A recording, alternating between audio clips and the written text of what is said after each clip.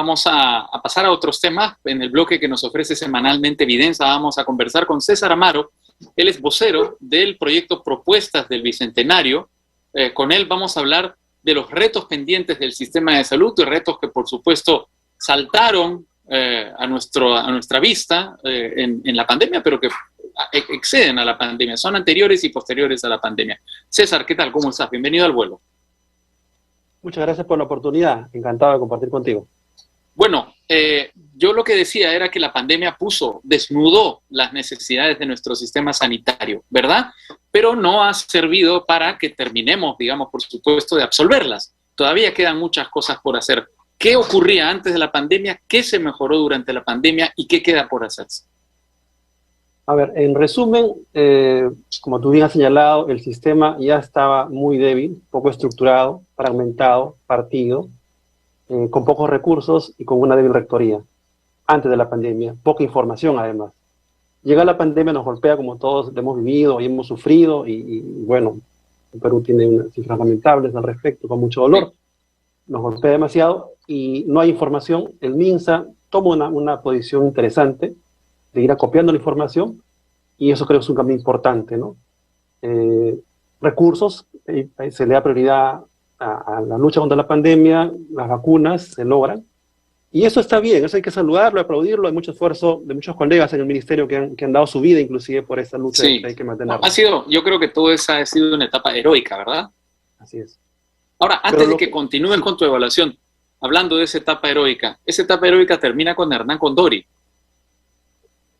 Bueno, yo no quisiera entrar a ejemplos puntuales, pero solo quiero decir algo, ¿no? El primer muerto de la pandemia en el campo de la salud es un médico desprotegido en San Juan de Lurigancho, sin EPPs.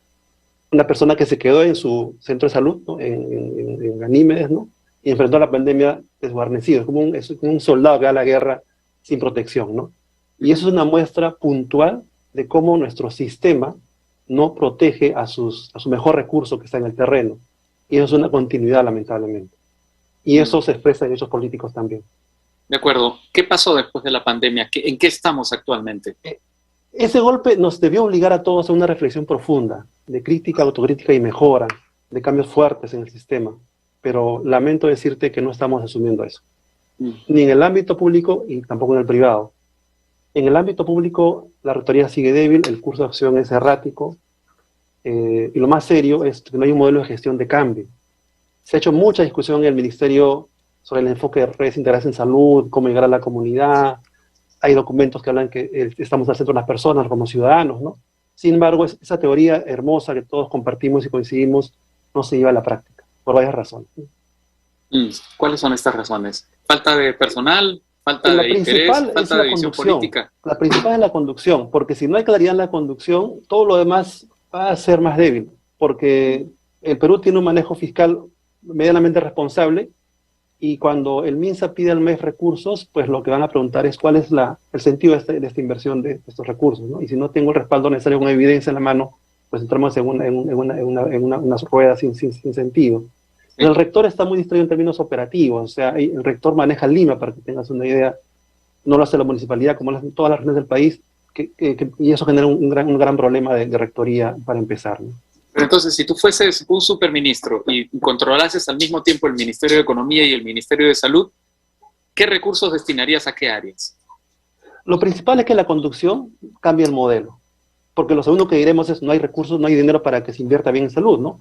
Pero acá viene el segundo problema, ese modelo es ineficiente, o sea, no basta que el MEF dé el dinero, si eso va a ser, es como enviar agua al desierto, porque lamentablemente la información de la prestación no permite medir esos resultados, ese proceso. Entonces hay mucha pérdida de recursos en varios puntos de la cadena de valor. Te pongo un solo ejemplo. El Estado hizo un gran esfuerzo para tener equipos de salud, médicos, enfermeras, todo el equipo para la pandemia, más de 40.000 personas contratadas, ¿no? por ese modelo de CAS-COVID. Están luchando para ingresar al sistema. Y eso es un tema pues, que se tiene que analizar con sentido país, ¿no? Ese talento humano tan valioso, ¿a dónde va a ingresar? ¿Cómo va a ingresar? ¿Para qué va a ingresar? Porque si no tiene un sentido, es recurso, gasto corriente, que no genera un resultado sanitario, y eso es muy serio, porque lo hace más caro e insostenible. Ahora, la sensación de tu diagnóstico de la situación sanitaria en el sector público, después si quieres entramos a hablar del privado, es que lo primero que hay que hacer es formalizar la salud en el Perú.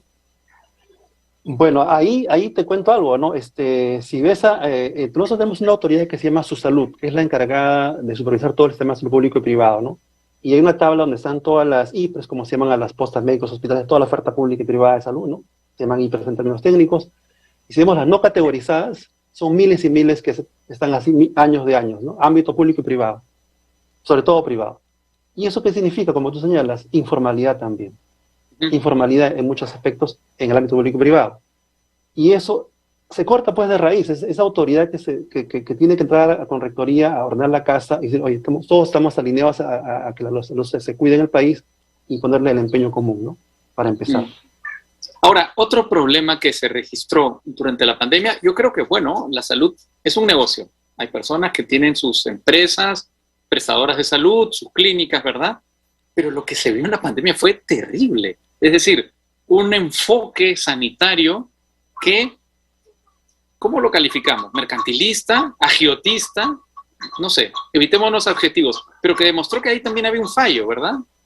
Es que la falla viene de fábrica ahí, Raúl. Ocurre que de cada 100 peruanos, en teoría, tenemos aseguramiento nominal, no real, 99-98. Es decir, uno está desprotegido por una razón de acceso al DNI, ubicación en zona rural, qué sé yo. Ese aseguramiento universal no es tal. O sea, no tengo el derecho. Si mañana alguien requiere una emergencia en un hospital público, lamentablemente la oferta es muy mala. Y recordemos que la oferta principal es la pública en términos de aseguramiento. Es muy malo el mercantilismo, es muy malo, y tú lo has señalado, yo he visto ejemplos todos los días en el día a día de la pandemia, como tú has mencionado, pero hay una responsabilidad donde compartamos la solución, ¿no? Y eso es un tema que yo no lo tengo con claridad en la agenda actual del actual gobierno.